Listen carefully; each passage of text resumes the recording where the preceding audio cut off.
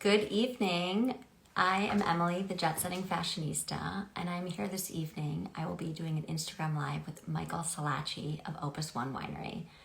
This is our second Instagram Live together, and I'm thrilled to have him here with me. I'm going to give it a moment, and then we will be inviting him to join. And in case you haven't seen some of my other Instagram Lives, you can find them all on my IGTV channel for Jet Setting Fashionista, or on my Opus One channel, the Jet Setting Fashionista. So give me a moment and I will invite you in. Oh, hello. I'm seeing all these familiar faces. Hi, guys. Thank you so much for tuning in. Oh, Hi hello, there. Michael. Hi, Emily. How are you? It's like deja vu. I feel like we just did this. Like, I was trying to remember. Was that June? I have no sense of time. I know. I was like, I know that it was very warm in San Francisco the day we did it. So I was commenting on the temperature, and now it's, winter, and boy, have things changed. I just noticed that Yvonne, who is our works with us as an export manager in Hong Kong and does Southeast Asia, just joined us. So, oh my God, we have people from Hong Kong. I love it. I yep. know. I rewatched our last one this afternoon to sort of see what we talked about. And, we had people from Chicago, Indiana. I don't know if we had Hong Kong last time. So we are just moving up in the world. Yeah, we are. We're spreading out. We're imperialistic. And I love your haircut. It looks very sharp. Oh, thank you. Well, so for those that have not joined us in the past, I'm wondering if we should do a little bit of a refresher, sort of share your background, share, the history of Opus One, and then get into the 2016 and 2006 vintages, which I'm so excited to be trying with you. Great. Thank you. Ian Blessing just said hello to both of us, and I haven't seen him for a while. He's up in Chico. I miss Ian. Well, Ian is basically who brought us together. I think Ian and Morgan invited me to Harvest last year, and then the rest was history with you and me. Yep. So lots of old friends are joining us. Yes. Some young, some older. So a little bit about Opus. Opus was founded by Baron Philippe de Rothschild and Robert Mondavi. It was Baron Philippe's idea, and he wanted to create a joint venture with an American vintner, California in particular, and came to the United States to meet a few, and found he had to continue to. He started in California and had to continue on to Hawaii because they were all there. And when he met Mr. Mondavi, he thought he would be the perfect candidate for this joint venture. And so they chatted for a little bit. This was in 1970. And they didn't get together again to talk about it until 1978 because Baron Philippe was, in 73, was able to elevate Mouton from a super second to a first growth. Wow. Mr. Mondavi had just built his winery in 1960, finished it in 1966. Although it's kind of tongue-in-cheek to say a winery was finished because it's never ready when it's supposed to be ready. We just finished a 2-year enhancement project, which took 4 years.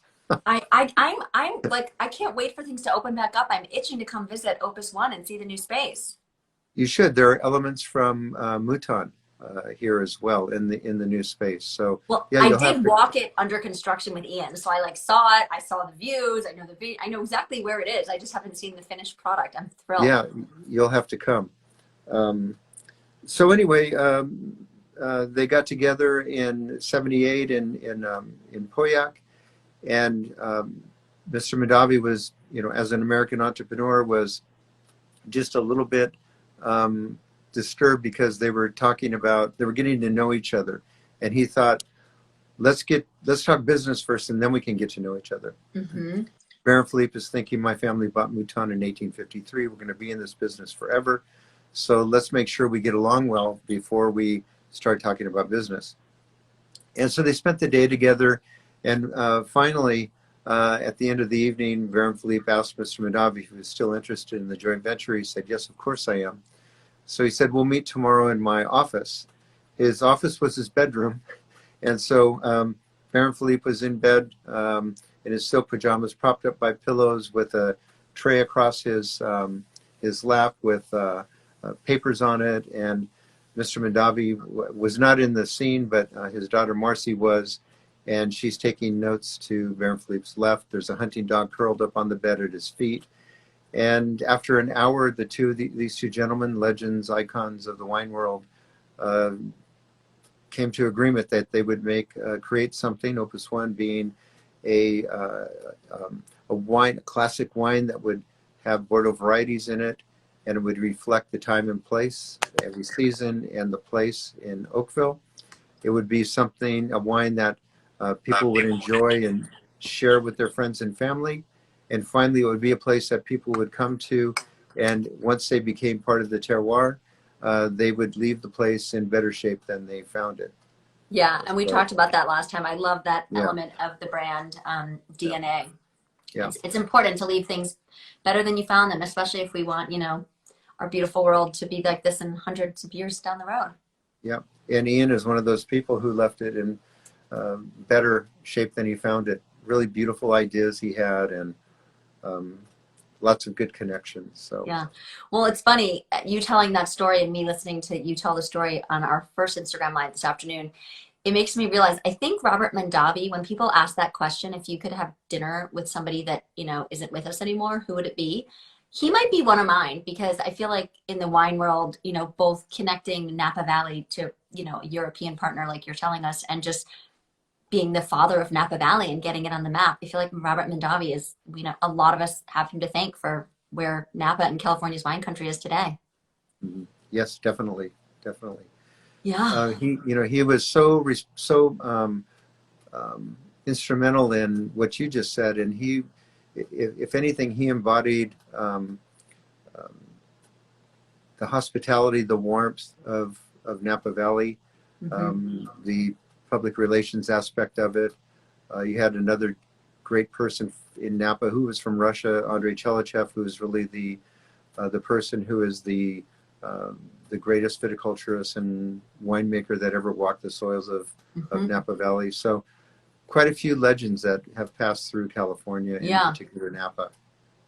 Yeah, it's incredible. Yeah. I mean, and I know we're going to get into the vineyards, but, in addition to, Robert Mondavi, I mean, Tokalan Vineyard, which you guys source from, like, wow, what a spectacular place. And what Yes. what an amazing, iconic, I mean, I was just telling someone today how to pronounce it. And I'm like, oh, this is how you say it, I mean, it's like the Bible of Napa fruit, right? Tokalan. Yeah. Well, Yeah. good. And then what about you? So you have a very fun history. For those that maybe didn't know, I did actually get a chance to interview you. I think it was last fall, right after harvest. Mm-hmm. So, guys, we're not going to answer every single question tonight, but Michael will, start at the high level. But I have about maybe 15 questions. You were really great in your answers. So visit the blog if you guys would like to know every single detail about Michael, even his favorite beverage, which bubbles, champagne. So yeah, so tell us, let's start, high school, college, where it all began. What led to your career where you are today? I grew up in the garlic capital of the world, Gilroy, California, on a dairy. So two of the greatest aromas on earth, cows and garlic. And I didn't know what I wanted to be when I grew up, so I started to travel. I went to Asia. I made a stop in Hawaii for a weekend. It ended up becoming 3 months camping on a beach on Maui, just north of Kaanapali Bay, and then went to Japan and through Asia, Southeast Asia, and finally ended up crossing and ended up in Europe. And when I got to Paris, I looked up a woman who I'd met in Tokyo, and the only French I knew was Bon Voyage, and she said, if you want to learn to speak French, eat well and earn money, you should pick grapes. So I got a haircut, borrowed a car, and drove out in the countryside near Nantes and Muscadet, and got a job picking grapes. And not knowing any French, it was a little bit difficult the first days. Although, basically you just have to keep your eyes and ears open and watch what people are doing and just mimic them. And not cut your finger off, right? And not cut your finger off. And also, when you start to get a little hungry, you keep looking, and finally everyone starts to hit. They call me, of course, and then we go inside. And what did it for me was I fell in love with 2-hour lunches and wine. And that's when I decided I wanted to get into viticulture and winemaking. Well, you make it sound very glamorous, which I know there's glamorous parts, but I mean, winemaking and harvest it's hard work. I feel like you guys work like a really hard, what, 3 or 4 months, and it's like you probably don't see your family much. Yeah. Well, we work, we started sometime in late August to taste the fruit. Our harvest is usually 4 to 6 weeks long, so we're busy in September and October. In November too, because we're doing blending, or we start to Mhm. travel. Well, we haven't been traveling for a while, but travel the market and. But pretty much it's always busy. Yeah. Right now we're doing pruning and blending, Okay. and then we'll move on to suckering and dropping What is clusters. suckering? I don't know that word. Suckering, weak shoot removal. So Okay. once the shoots get a certain length, we judge how many. Well, we look to see how many leaves they have, and if the shoot gets to the top wire, it can carry 2 clusters. If it's between the top and middle wire, 1 cluster. Below the middle wire, no clusters. So that's the Wow. first crop adjustment. And inside, we're getting ready to. We're doing tastings with all of the coopers. We have Oh, 10, that's gonna be 10. fun. It's a 10 lot of Coopers? fun. It's a lot of work. You have 11 glasses in front of you. This year it will be the 2019. Hmm. Although we'll see how many people can come this year. We have to get the vaccination in. Hmm. But in a typical year, it would have been 2019 in 10 different barrels, aged in 10 different barrels. Hmm. And the 11th glass is a proportional blend of all 10 barrels. Oh, So that fun. if someone asks, which is your favorite Cooper, you just point to the one that is the blend of all of them, because in general, the sum equal is greater than the parts. So And then for those that don't know, where are your barrels sourced from? France. Okay. So they're some are actually, we have some from near Burgundy, some near Cognac. Some of our barrels are made in Cognac, so they come from all over France. And Okay. the key is we want we want tight grain. I don't care where the wood comes from, as long as it's tight grain and that it comes from within the limits of France. Okay. I don't want it coming from somewhere else. Yeah. And we have a really great relationship with the Coopers. I've known them for a long time, and try to visit 3 a year. Okay. Again, this year being an exception, last year and this year being Yeah. exceptions. But no, it's great. They're really great people. They have another simple request of me: please make a barrel that is supportive of the wine, like a pedestal. I don't Hmm. want it to mask the wine. It has to integrate with the wine and to be a part of it, not to be the main focus. Okay. So So 10 Coopers, interesting. And then when you do the tasting, are they so they're tasting whatever you're blending at that point in the 10 different, like how do you taste no, no, preview a no. tasting? They have the final blend. Oh, okay. The final blend of lots is in each of those barrels. Okay. And so they're tasting, and it's a blind tasting. So we're evaluating the wine at that point in time.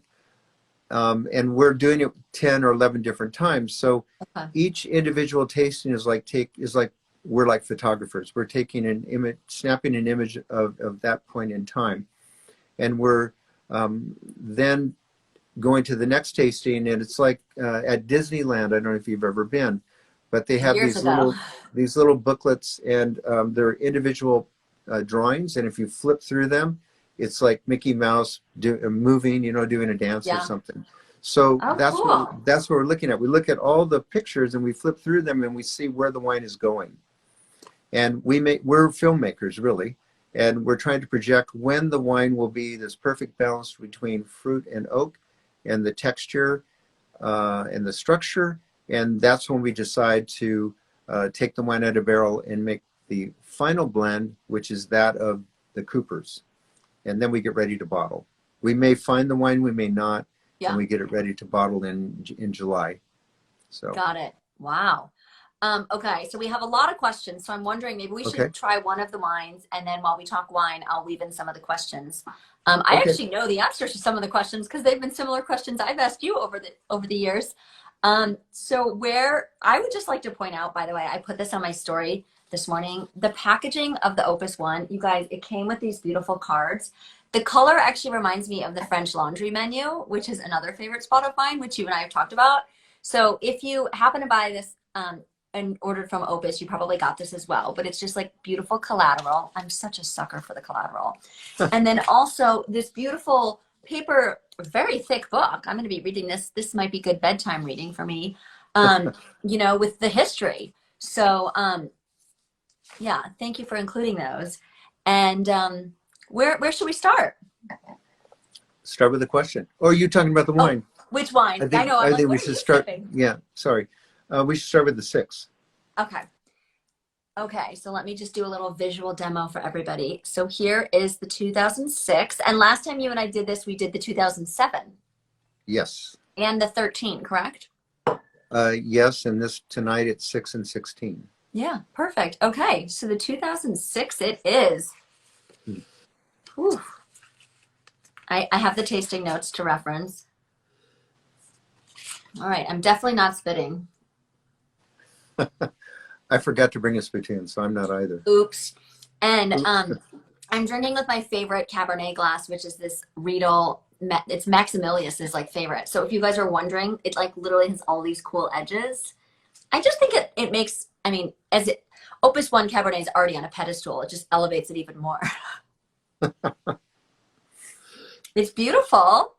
Yeah, so 6 was an interesting vintage. You know, we had quite a bit of rain, and Okay. it was a little.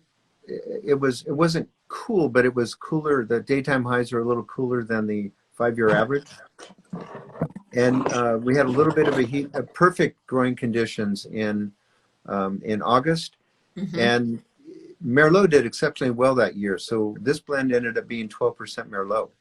Wow. So. And is that higher compared to most blends?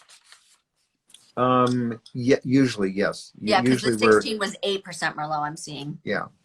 So those fluctuate. You know, when we're doing the blends, we're not paying attention to. We do every lot is blind tasted as well when we're putting blends together. So we're not influenced by which vineyard it comes from, and we're just trying to make the best blend possible. Harvest, as I told you, takes 4 to 6 weeks. So does blending. Okay. The tasting part. So that's really fun. That's a fun fact to know that you just taste the blends blindly, so you're not swayed like I want to get it close to the 12% Merlot I had in 07. You just do whatever. And can you share more? Who's in the blending room with you? Because I know there's probably a few opinions and experts.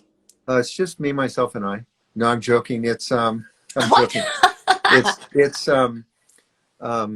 Amy Baker, who I first worked with at Beaulieu in 1992. Okay. She was a field sampler. Had just graduated from University of California, Santa Barbara, where they won the National Rowing Championship. Wow. And she might have not made it for Harvest that year because she was an alternate on the rowing team that went to Barcelona. Wow. Sounds like a cool gal. She is. She's a great, so she's an amazing. Of course, she coached Stanford to a national championship when she was at Stanford University. So she's a great coach, a great leader, brings people together really well, and she's fantastic. Then Natalie Buckland. She's married now. Okay. So Natalie Buckland is our director of viticulture. She and I have worked together since 2004. She did 2 internships in 2004 and 2005, then became assistant viticulturist, then viticulturist, then assistant winemaker / viticulturist, and now she's director of viticulture. Right. So she's in there. So that means she's, for people that don't know the terminology, that means she's like managing all of your vineyards, correct? Yes. Okay, and that's different than an enologist. Enologist is paying attention. Well, our enologist is the lab person, but yeah. Speaking of our enologist, Elena, she is also on the winemaking team. So blending. I'm hearing a lot of fabulous female winemakers on this team. Well, I'll finish the team and I'll tell you why there's so many women on the team. You're like, there's 10 more guys I haven't mentioned. No, there's another woman, Angela, who's my production. She's a production coordinator. She's my right and left hand person. Right. When I come to work and she's not here, it's as if I come to work without my glasses. I don't know where I am. Well, it sounds like an amazing team member that you can't live without. Yeah, she is the most calm, laid back, cool person on earth. She took over packaging while our packaging coordinator was on maternity leave. She'll hit every curveball you throw at her. And Well, she's your packaging is stunning. Please tell her yeah. the tissue paper, all of it. I just was like, I feel bad opening this. Do I have to open this for the IG Live? I just want to leave it wrapped. So she has a great palate. And then who else is there? Pablo Hernandez, who is our cellar supervisor. I worked with him at Stag's Point Cellars and lured him over here. I don't remember what year it was, but it's, I don't know, 12 or 14 years ago. Who else is there? I'm looking around the room, visual in my mind. Oh, Cheryl Zamatero. Cheryl. I think you're the only gentleman, correct? And Pablo. Oh no, two. And the Vineyard gentleman you mentioned. Wow. Yeah. And Cheryl is interesting, brings an interesting facet to us. She's our controller. So I don't remember exactly what her title is, but she's like number 2 in the accounting department. Wow. And why is she in there?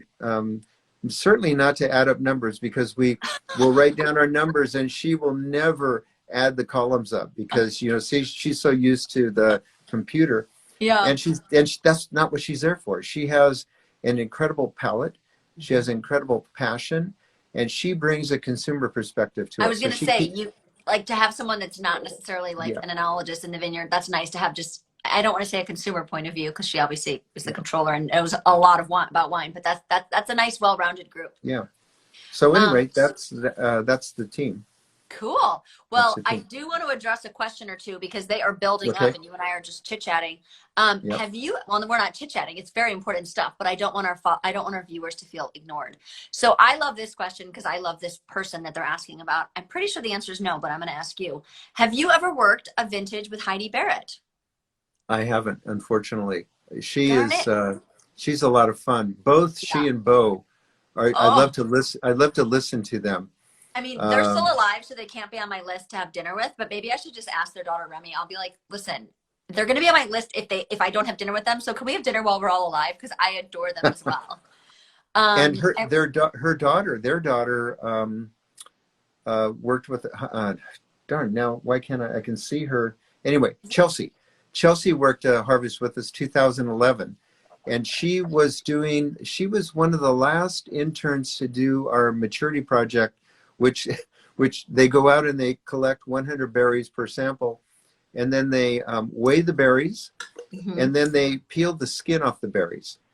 And do they have to count the seeds? Because I had to do that at Harvest once. The seeds, and they do they do a little reference. I can't remember the name of it because I haven't done lab work very often in the last few years. But they do a model wines model juice fermentation. Oh. Model wine extraction, and then they would measure total phenols, so tannins, color, etc. Yeah. And so that was the same year we got this instrument. It's like a television set with a Chinese checkerboard turntable, and you put the berries on there and take a snapshot with a UV light, and it calculates percent water and can do, I think, hues, so some part of color, and then it gives you this snapshot of what the grape berries are doing size-wise, and then you measure the acid, pH, and titratable acidity, phenols, etc. on that. It sounds amazing. I don't even know all those words, but it sounds like a winemaker's dream. Well, so mouthfeel, color, etc. So I told her that. One time I looked at her and I said, Chelsea, you are going to know what it felt like to be a horse in the early 1900s. And she kind of looked at me and I said, it takes you 24 hours to do your analysis. This machine does it in like 90 seconds. So this is the Model T. You are the horse. Wow. And then I had is that the machine? when I was at Harvest, is that the machine that's in the middle of the harvest room that I photographed, but I couldn't really photograph? So like, Uh, we can't it's in the share it with the lab. public. Oh, It's so I well, didn't you see can that share machine. pretty much anything with the public, unless it was the torture chamber. Oh, Um, I didn't get to see but that. no, that's up at the castle. Um, What but castle? Are you joking? Is there a castle? I don't no, know. Satui's Castillo de Oh, Amorosa. yeah. Yeah, I thought you Yeah. meant you guys have a castle that I Oh didn't no, know we don't about. have a castle. No, Okay. no, I know, I'm no, like, no. I thought that would have been on the tour. So one more question, which I know your answer to, and I love your answer to this. One of our viewers is asking, what are your favorite vintages? Hmm. Let's see. I'll try to think of some different vintages than I told you.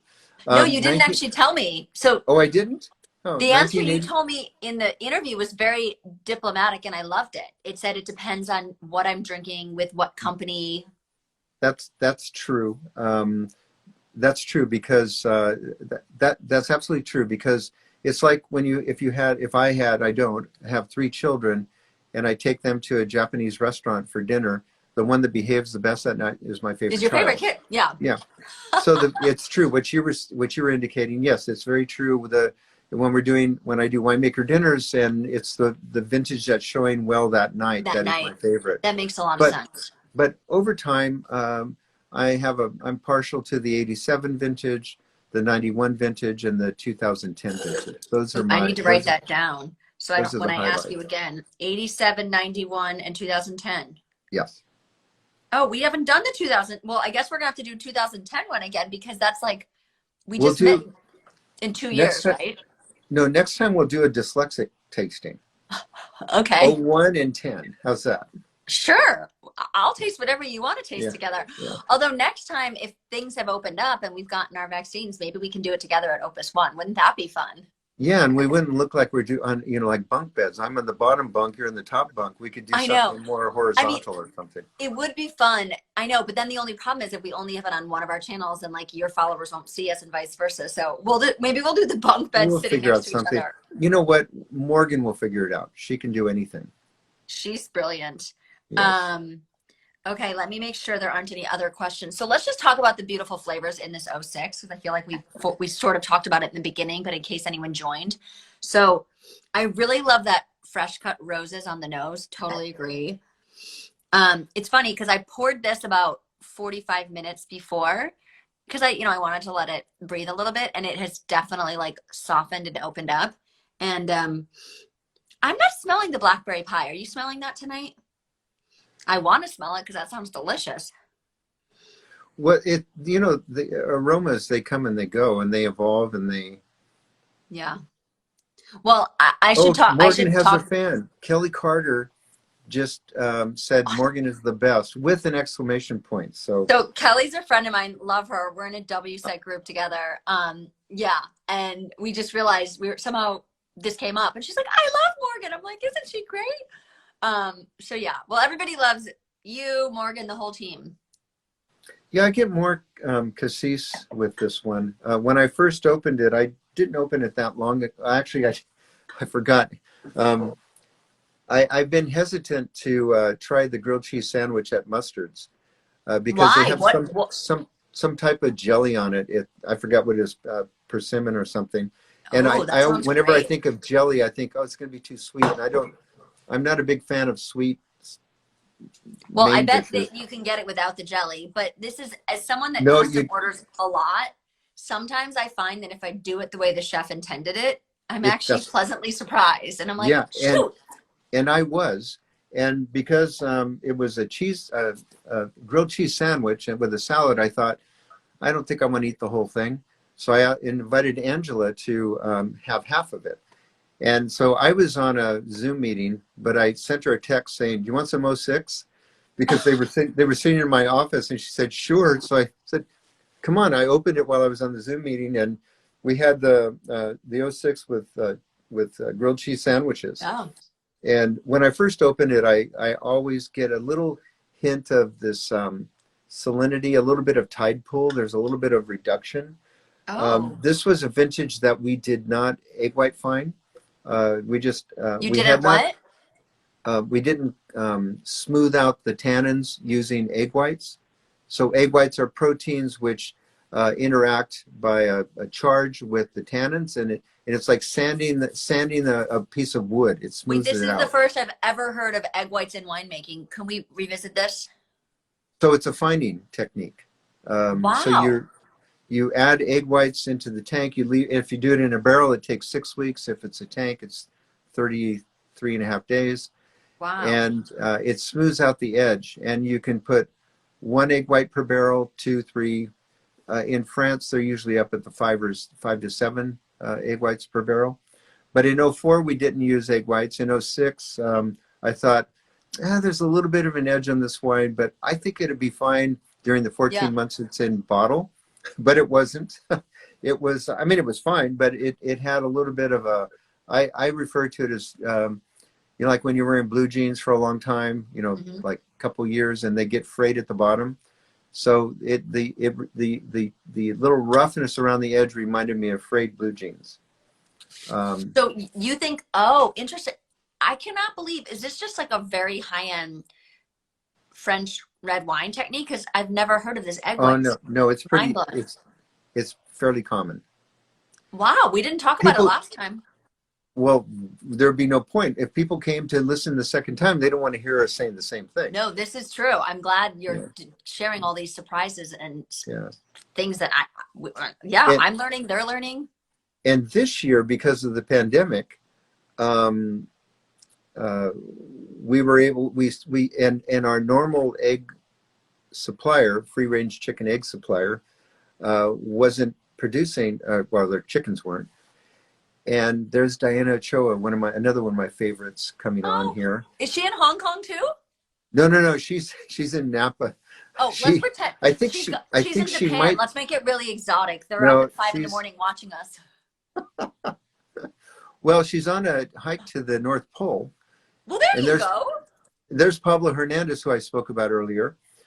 Anyway, what were we talking about? We were talking about egg whites and the free range chicken supplier during COVID. So because everything was closed down, we were able to get the supplier who supplies eggs to the French Laundry.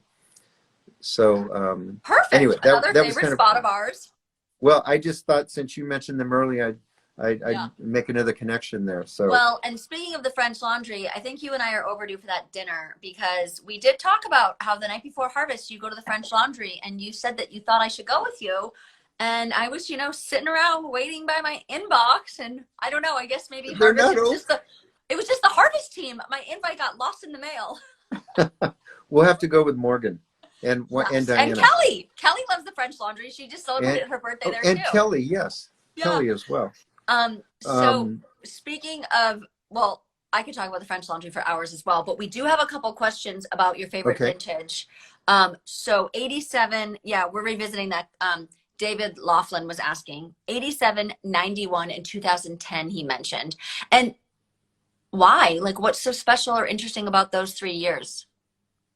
I don't know. Good things come in threes, and I had to think of an answer for your question. So Perfect. I just came up with it. No, okay.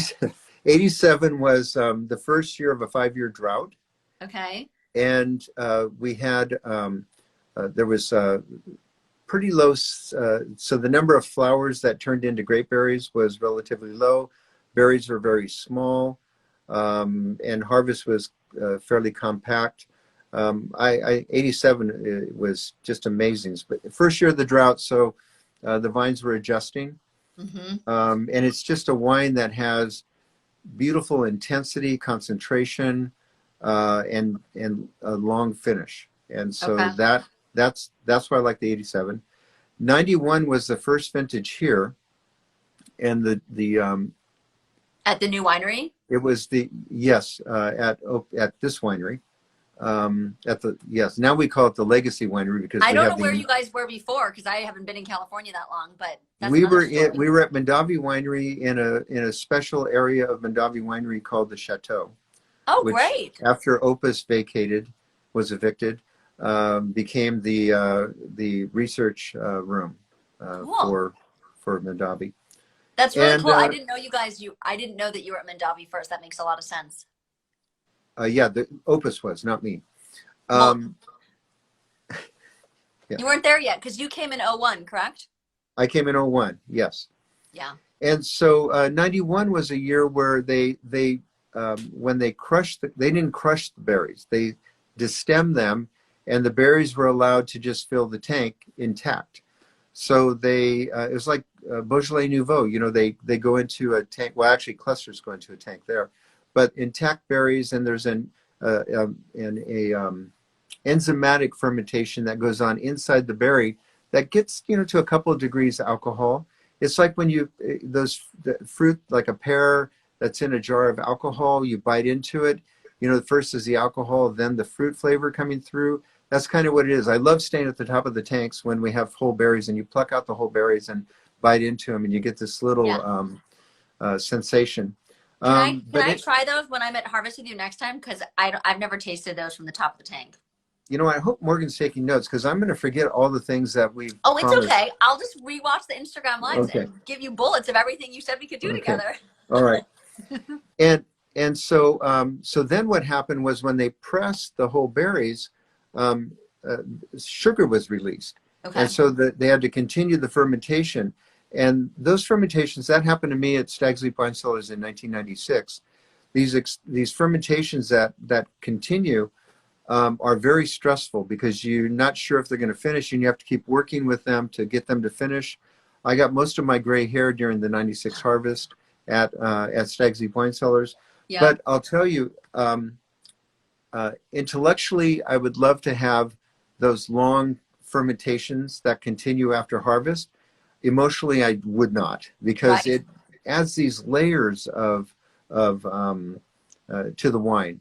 Layers of concentration, and it's cool. It's cool. So it's just a year that I like in particular, maybe because it was the first vintage from Opus, but I've always liked 91 no matter where it comes from. Okay. And then finally 2010 is another favorite because it was the most difficult, challenging vintage I've ever been through. It was like being in a keto match with Mother Nature. You know, you just had to be like, stay in the eye of the hurricane, stay focused, maintain a sense of urgency, and take whatever Mother Nature was dishing out and channel it into something positive. It sounds it sounds like a 9/11 year or something awful like that. No, I wouldn't say it's awful. It was just challenging. Challenging, yeah. So speaking of years, we got another really good question that I think we talked about last time, but it's been, a few months. So how did the fires affect the wines? What fires? Well, there were so many. You're right. I would assume this person is asking about the recent fires in 2020?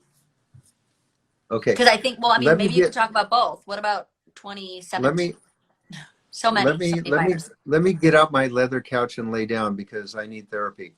17 was interesting. We were 91% of the way through the vintage when the fire broke out, which was like a Johnny Cash song, "Ring of Fire."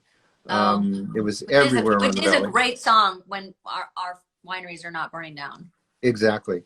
So we got 17 was an exercise in managing stress, mostly other people's stress for me, and trying to just keep everyone safe. 2020 was like that for the pandemic and for when the fires broke out. I don't know how much we're going to make. We had the fires broke out on the 16th, I think, of August, and we started picking on the 1st of September.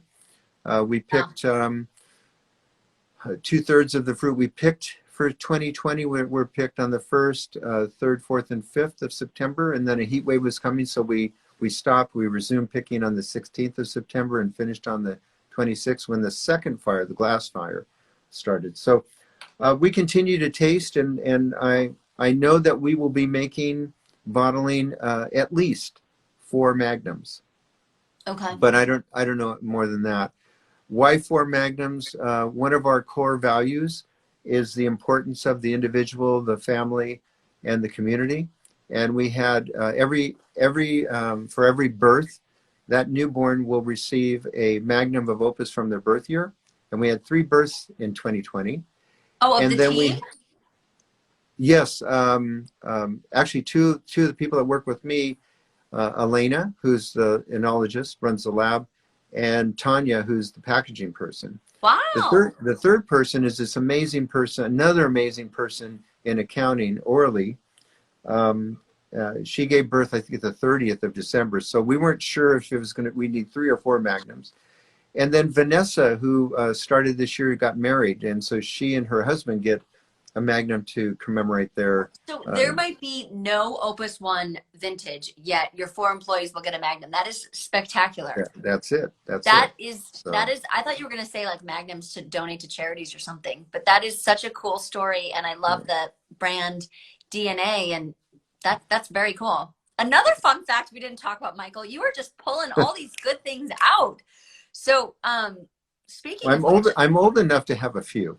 You have a lot of tricks in your pocket, it seems like. I gotta come prepared next time with even more questions for you. I'm really loving the 6. I cannot stop drinking it, but I do want to give the 16 a little bit of love in case we run out of time. Shall we talk about the 16? Well, the 16, we were talking about the drought from 87 to 91. 16 was the 5th consecutive year of a drought. Wow. But we did get 28 inches of rain, most of it falling before March. Now, we don't fertilize the vines. Okay. But we do. And this is the way we do it. If it's a dry year, meaning that we say the rain fell in December and part of January, if the soils are dry by the time buds are ready to break, the vine is waking up, coming out of dormancy in March, usually around the middle of March, then we will give the vines a little bit of water just before the buds start to swell. Why? Because we're not giving them water to help them with the water, but the water releases nitrogen from the soil, and that's the way we get nitrogen into the plant. We don't like fertilize with nitrogen. We'll just irrigate and get nitrogen released to them. Okay. And like I said, it was, well, we haven't spoke about this one, but August was great for ripening. We had the 15, which had concerned me a little bit, and the 17, once we got 16 into the tanks and 17 came along. So I was preoccupied with 15 and 17, and 16 just, it was, to me, I called it the girl or boy next door, because you don't really notice them. You don't really notice them. They're really just nice people. They go off to college and get a job, and they are doing amazing things. And you say, whoa, that person used to live next door to me. And that's what 16 is to me. It's just one of the most beautiful wines that we've, it may become one of the, it may be the 4th favorite. I don't know. Well, and you know what's fun? So when I think of the girl next door, I think of Jennifer Aniston in Friends. So, and I mean, she's certainly not the girl next door anymore. I mean, she's, glamorous and a celebrity, but I agree with you. I love that expression. And I think, the 16 is so young still. I think how fun you and I, like when we get out of COVID and people aren't really doing Instagram Live anymore, I want to do this again in like 5 years and be like, oh my God, the 16, 5 years later. Because, it's so interesting. Like, I'm assuming every year, do you just go through a library and every year you taste every vintage? Unfortunately, no. We happened to do it this year because we had a new CEO who came on board in September. Who, by the way, sorry to interrupt, but I got another beautiful, I got a holiday card from you guys, and I got a letter from the new CEO. I swear to God, Opus One is just like so thoughtful and so attentive to details. So I knew about the new CEO because of the letter. Thank you. So I went, it's difficult to do complete verticals. Yeah, for sure.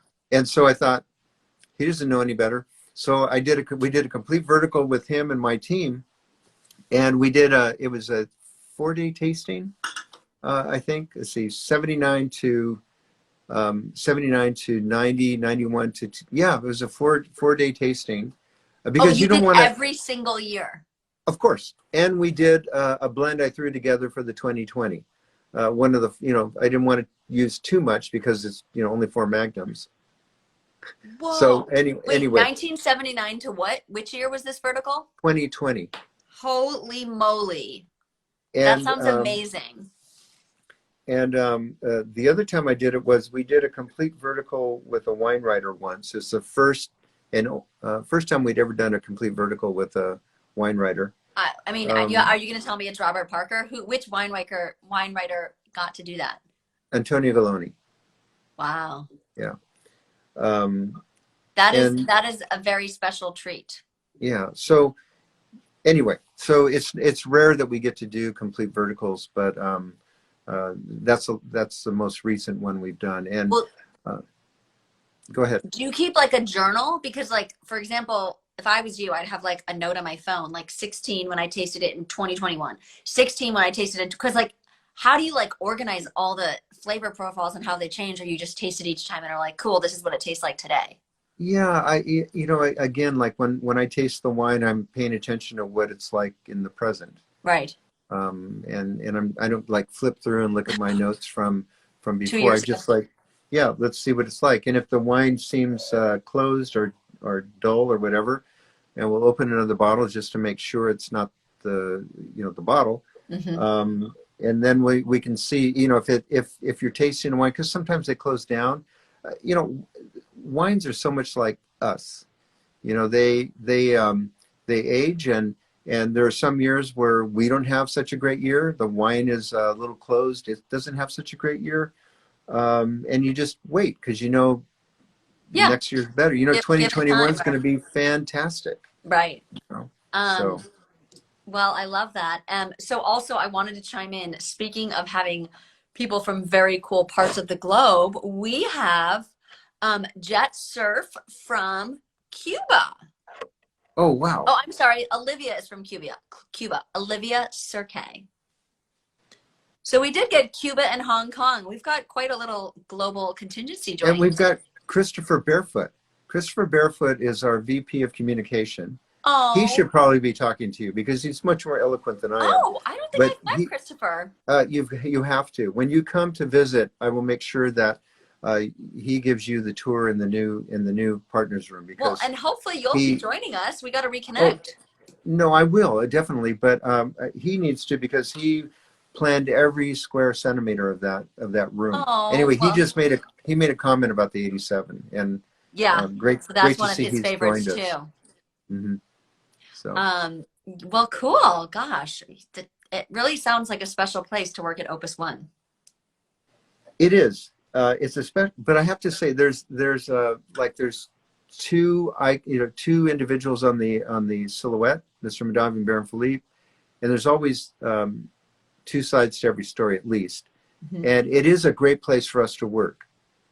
But Opus One is extremely lucky to have the people who work at Opus One mm-hmm. here. The people are just amazing.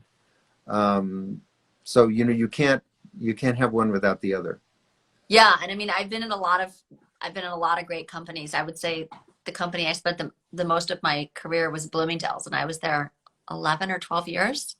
And like I left to go to grad school. I did another job at Louis Vuitton, and then I went back. And I feel like those companies, I mean, nowadays so many people are at a company for like 2 or 3 years, and then they just hop around. And I'm like, that's weird. Like, I mean, that's normal now. But when I was, when I started my career, like if you were happy and had a great company, why would you ever leave? Like, an extra pay bump of a couple $1,000s, who cares? That's not like, family. Like literally, I felt like working at Bloomingdale's was family.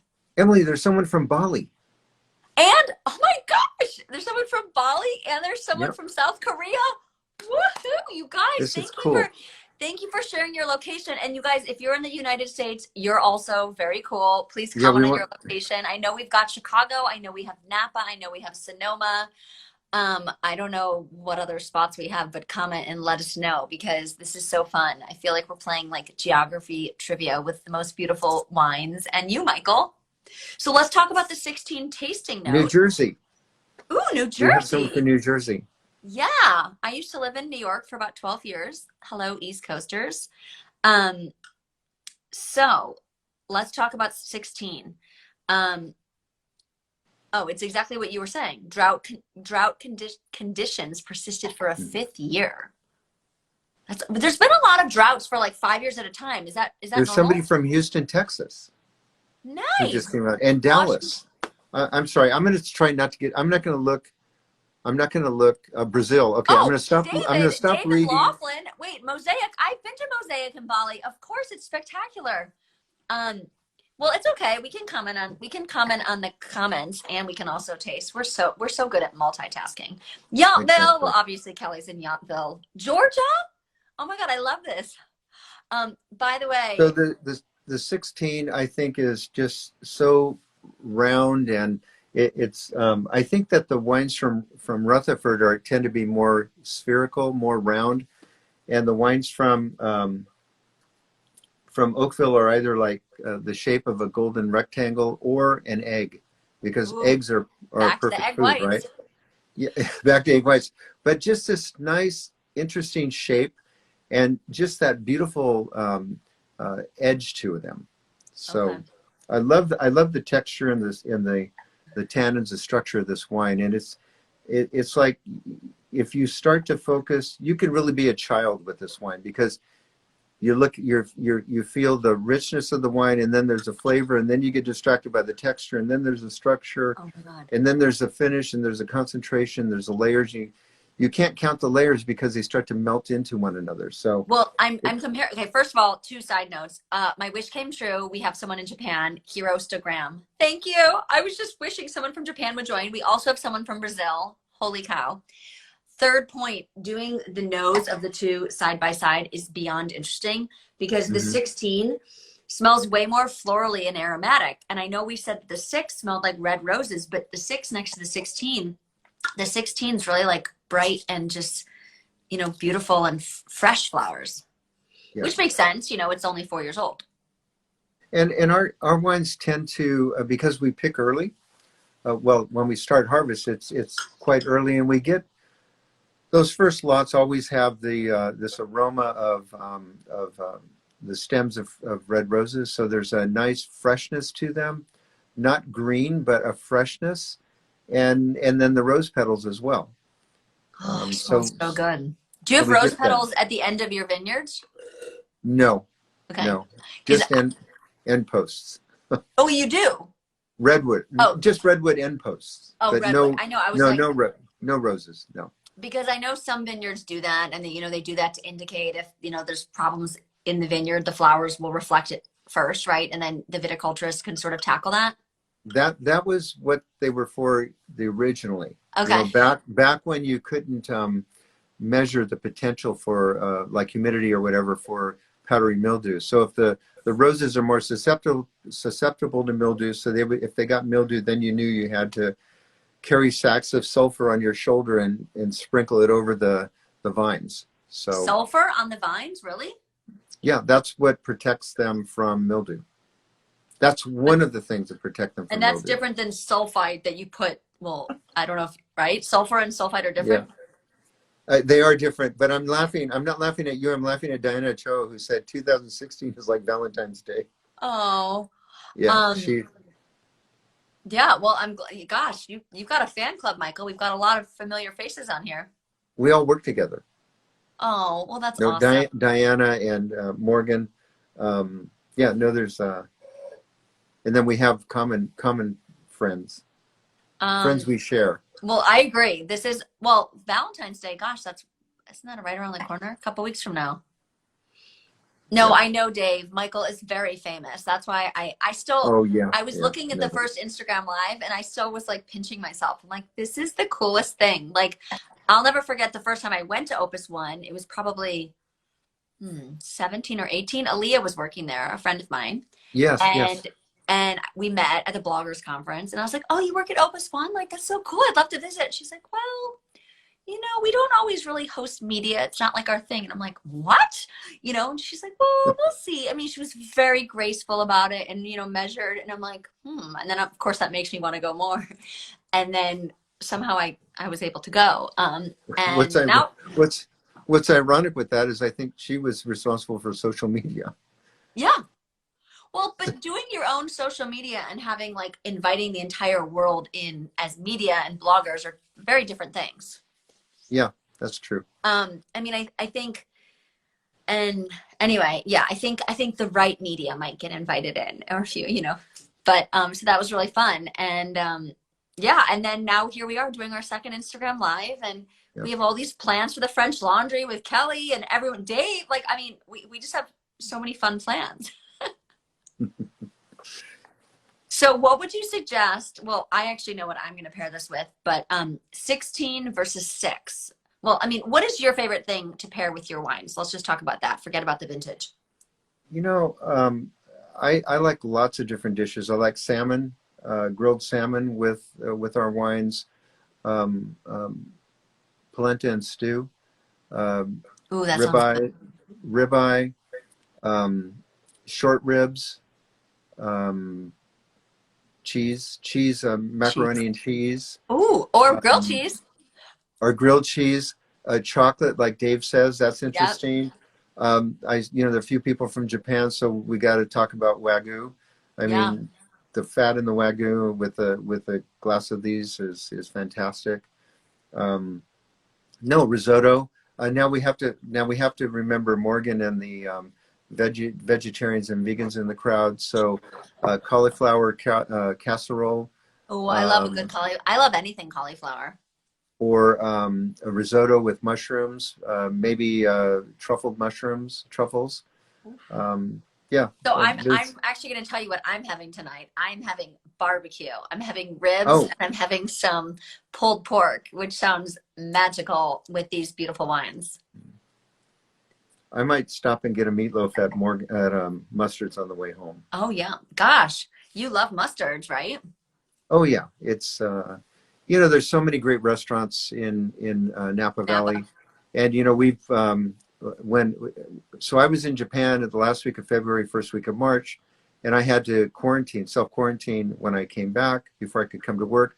I come back to work, and everyone has to go home except for my team. So 45 of us, the vineyard workers, the cellar workers, the lab, custodians, facilities, we're all working.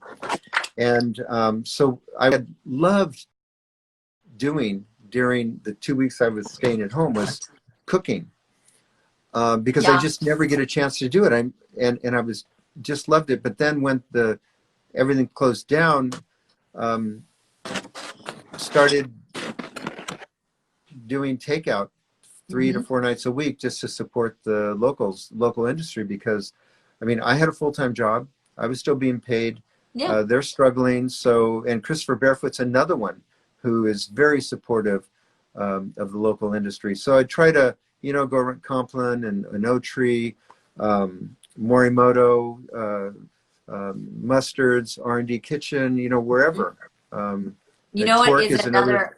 Yeah, I always end up carrying out that pizza spot in by what's it called? It's like the only pizza spot carry out in St. Helena. So whenever it's yes. It used to, oh my God, it's right by the burger spot.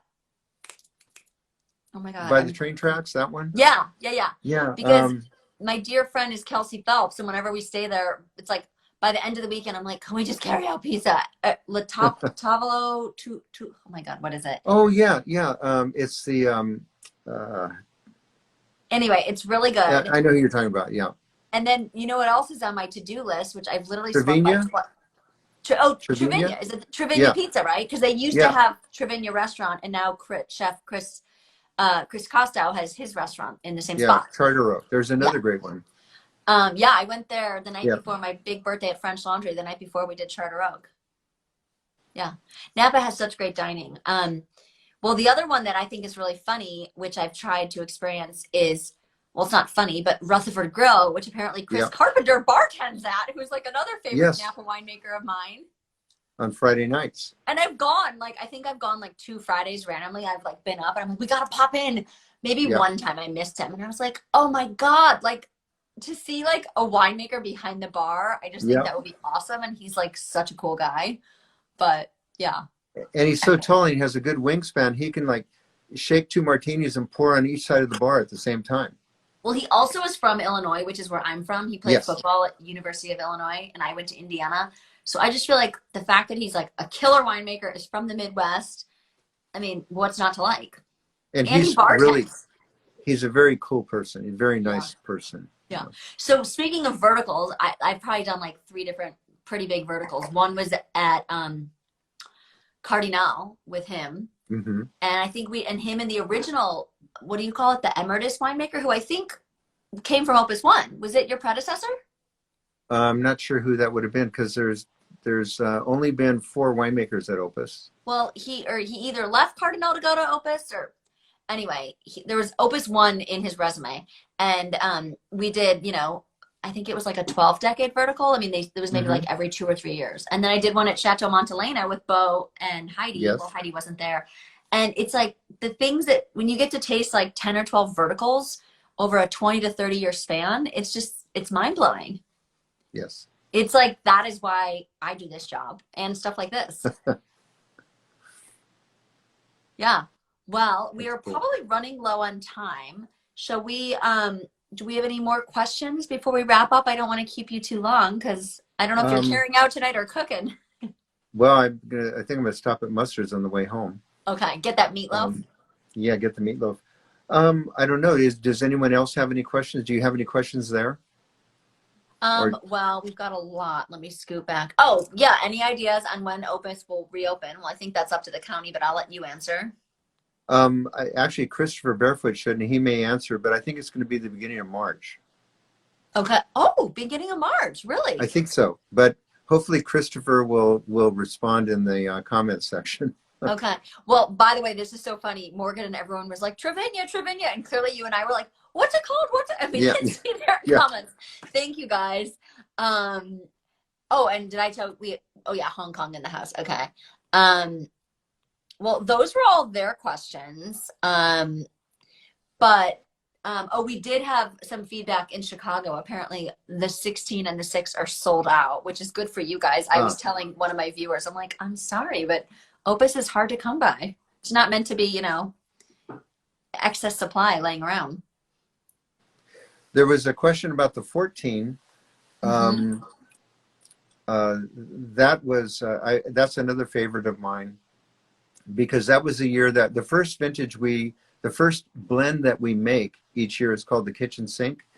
It's every single lot in proportion. It gives you a big picture perspective of the vintage, and then you remove from that kitchen sink, trying to find the essence of the year. Okay. And we also build like building blocks, building up, and we meet in the middle. And so emotionally, I wanted the kitchen sink. I love the kitchen sink from 2014. And when I tasted it, I said, we don't have any work to do. We're done. The kitchen sink is perfect. However, we're a little PPOCD, passionate perfectionist obsessive compulsive disorder. So of course we have to start working on the blend. Wait, I love that. Passionate, perfectionist. What was the third piece? Passionate perfectionist obsessive compulsive disorder. Oh yeah, welcome to the club. And so we had 3 blends: the blend 13, 29, the 13th blend, the 29th blend, and the kitchen sink. Emotionally, I wanted it to be the kitchen sink, but intellectually I knew it was 29, and that's the one we went with. But it's another, I mean, in Napa Valley, we've had such a string of great opportunities to make great wine. Yeah. So. Well, we do have a couple more really good questions, if you wouldn't mind. Well, I love this one. I really love this one. This is from D Choa 12. What are you looking forward to most in 2021? That's a question for both of us. I will let you answer it first, Michael. I'm looking forward to normality. That's a good one. Plus or minus a little bit of craziness. Well, hopefully all the crazies checked out as of yesterday, right? But so what am I looking forward to? Well, yeah, I am thrilled that this vaccine is out. I'm looking forward to those in need getting it first. I have a lot of family members that are first responders. I have a brother that's a firefighter. My sister's a nurse practitioner. So get it, those people and the older people. And then, hopefully, by June, I don't know, June, July, normalcy. Like, I can come to Opus One in March if you guys open, visit the new space. And I mean, I've definitely been out and about a little bit, but like I'll be like at a winery outside in a vineyard 7 feet away from a winemaker. And, you know, I think COVID has taught us a lot about like to each their own. You know, if I'm comfortable with that safety level and the winemaker's comfortable and we're 7 feet away and we're masked, that's life. And if, you know, we get COVID, that's the risk we take. So I think I'm having a very long answer. Yours was so measured. I think just getting over the hump. I think we're almost there. And yeah, but I'm going to miss this. Like, I think I still want to continue these because just like I've said to everybody I know, like, I mean, I don't know if you're on social media, Michael, but like you were today in my Jet Setting Fashionista Instagram posts and Emily Martin events. But I'm like, when do you get to hear the winemaker of Opus One talk candidly for an hour? This is something most people are never going to get to hear in their life. You know, unless they like scour the web and find interviews of you, which I mean, I know there are. I'm just saying like candid with me. I mean, this is pretty candid and conversational. So I think I want to continue this, but I also want to be able to just like have 7 people over for a barbecue and not worry about anybody's safety. Yes. Yeah. I just discovered another social media platform. It's called Clubhouse. I don't know if you're aware of it. Wait, I have heard about this, but remind me what it's about. It's really cool. It's a private. You have to be invited to join.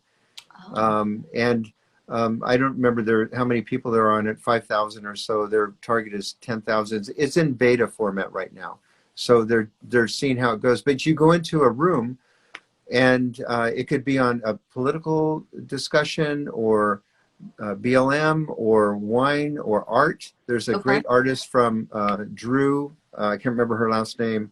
From the Peninsula.